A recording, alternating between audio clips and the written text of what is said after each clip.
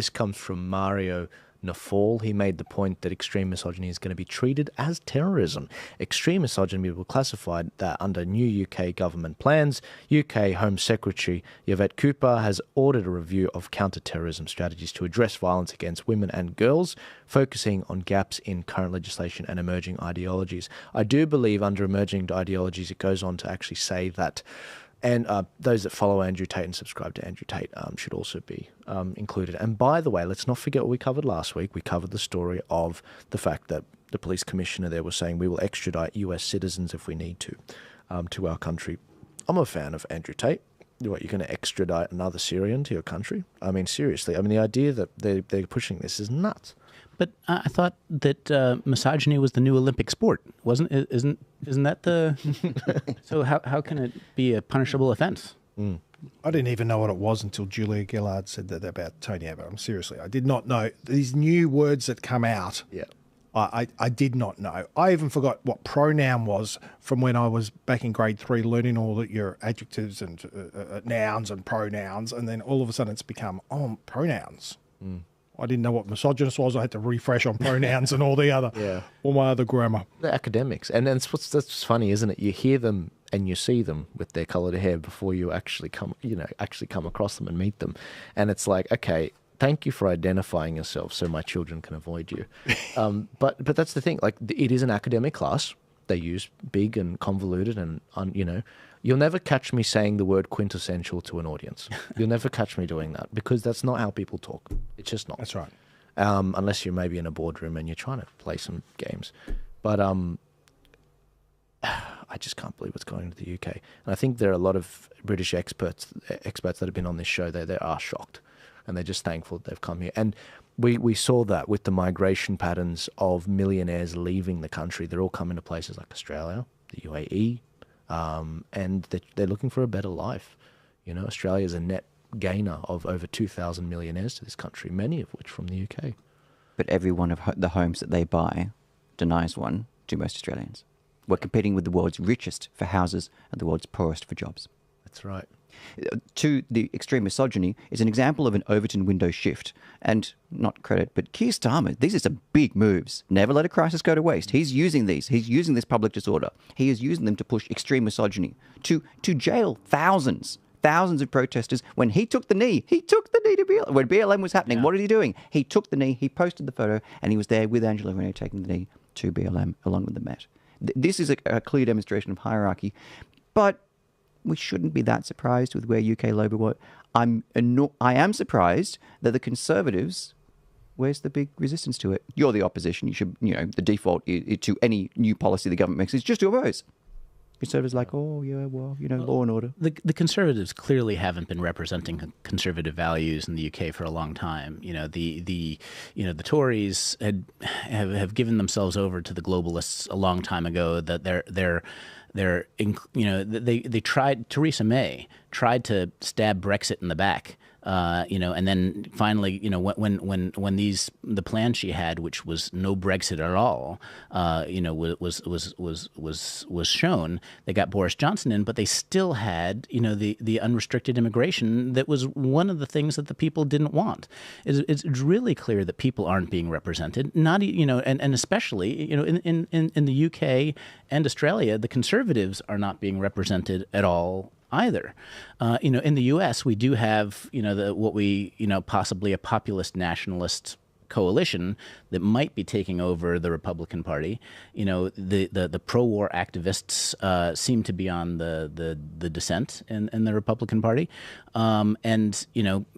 This concept of populists represent the people in the country, and nationalists represent the place that you are in control of.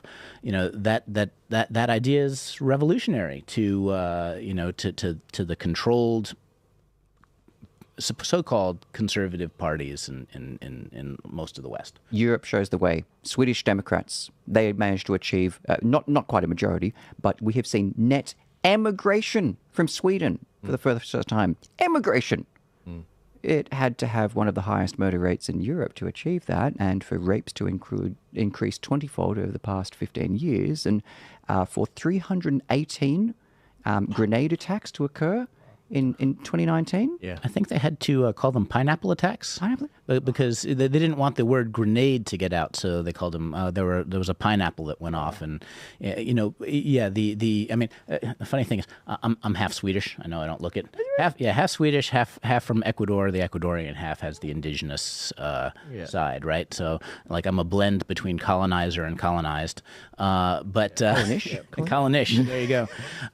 So I mean, my mom was fully Swedish, and I've been there a number of times. The idea, somehow people stopped valuing their own culture, right? And they had that Swedish air service, their airline that said, "Oh, we don't actually have a culture." Mm-hmm. Bull crap. The culture that created Sweden was the hard work, and it was one of the safest places for women in the world 20 years ago. And now with the unrestricted immigration without integration, that's sort of the key difference. It's like, we have to adapt to you. It's not for you to adapt to us, and then your society isn't at all like it once was. Makes me homicidal. Twitter is where it's at. There are so many videos, great videos out there of the truth of what's going on, and it's ugly. I was watching one video the other day, a Italian girl, gorgeous, absolutely gorgeous girl, and she's in tears on camera. She's talking about how she was sexually assaulted by a couple of migrants, and if it wasn't for a taxi guy pulling across the road, she's certain she would have been raped.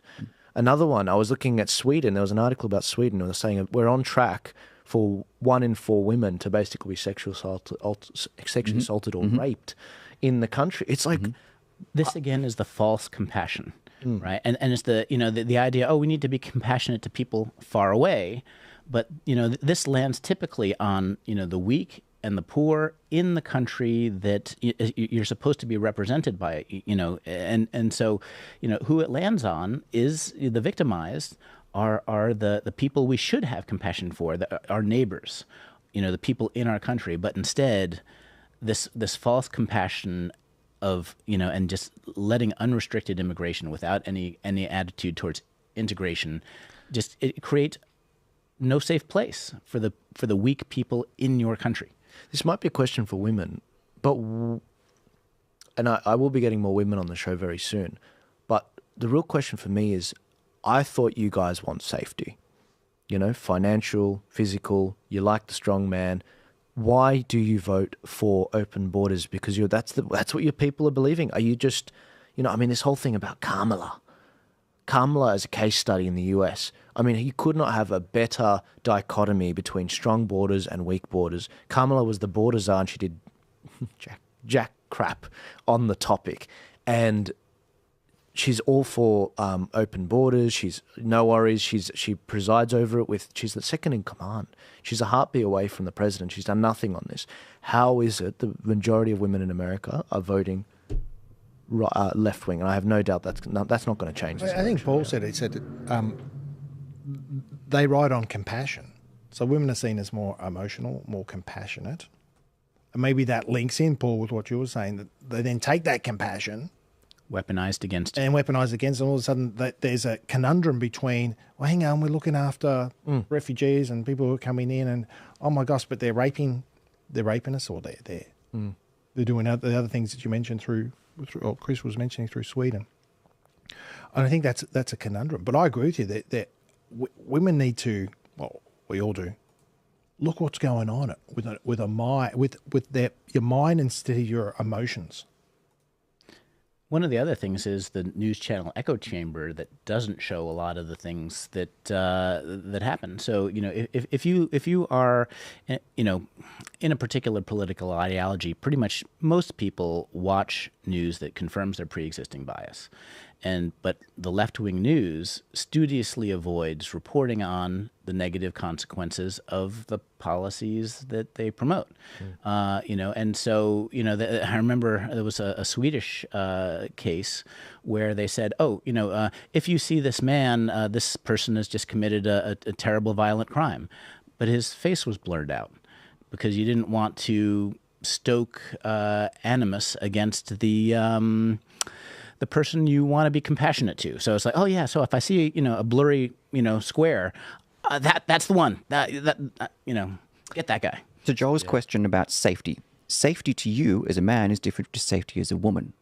She cannot, mostly women do not seek safety in a policing sense. They seek safety in conformity. And this isn't a question about me. ASCH, the ASH conformity tests, conformity. We all conform in different ways. Most of us here, if we're in this space, we don't tend to conform and struggle to understand how safety equals conformity, but it does. And that's where you get the Kamala coming from, because what you're seeking is to fit in a feeling of safety. The hard-edged reality of it is difficult for most women because there's a big difference between genders. Oh my God, is that sexism? In how that's achieved. And the idea of presenting to most women, here is a firearm that keeps your border safe. Oh, that just doesn't fit in. But here is a warm woman offering you a cup of tea with Reese Witherspoon as a marmalade. Well, that feels great. That's safety. Yeah, look, again, I'm going to stop it there with the woman chat. Guys, we're going to actually do a dedicated podcast at some point with the on the topic of feminism. I've got a lot of guests that want to actually tackle that, a lot of women that want to really get their claws in on that topic, which I think is excellent because feminism is destroying the West in many different ways. And going back to the topic of immigration and everything, the guy that stopped the boats, Tony Abbott, in trying to get the